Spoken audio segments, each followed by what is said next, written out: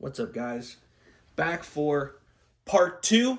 I made part one a couple weeks ago, and I just wanted to make a series on this. Again, to reiterate, I cannot find much online about this, including on RFN's several Instagram pages.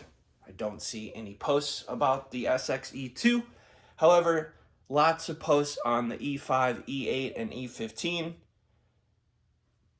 So I made a list of some things that I just wanted to quickly go through. We're going to try and keep this short and sweet. Specs right off the rip. 26-mile range. It has a 48-volt, 15-amp-hour battery, which you can buy additional batteries. You take the seat off, and it's a relatively big battery. Pop the old one out, pop the new one in.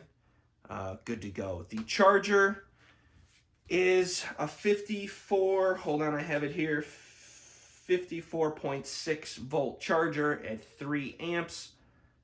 So that's roughly 165 watt output. That's volts times amps, Ohm's law. The charger's relatively well constructed. I'll go ahead and show it here. And it's relatively well built. It's got a indicator light here, green and red and blinking for your status indicators.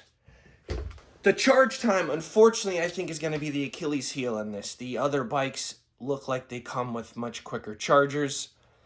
This is 5 to 5.5 hour charge time. So I am at some point going to look into a second battery. More to come on that. The tires, I want to talk about the tires on this. They are 100% Ling Long Chinese tires. I can't even pronounce them.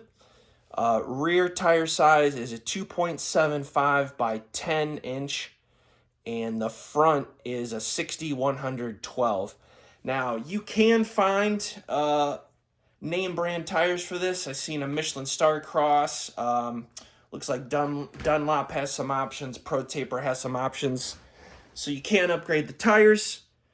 Grips. The grips on this bike do kind of suck.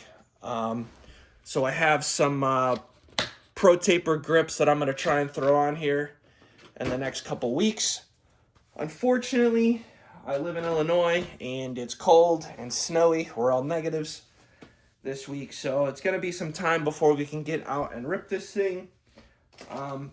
Back to some additional specs. It has 3 speed modes. Top speed is 28 miles per hour, and the only thing I can find online for a power rating, and I don't know if this is correct, but 2.8 horsepower. So this is a relatively big jump from the STACYC 16E that we had. Again, this is leaps and bounds a much better bike. You've got hydraulic discs, rear shock, and forks, hydraulic brakes. I don't know if I mentioned that. A decent sized chain. I think it's a 410 or 415. Don't quote me on that.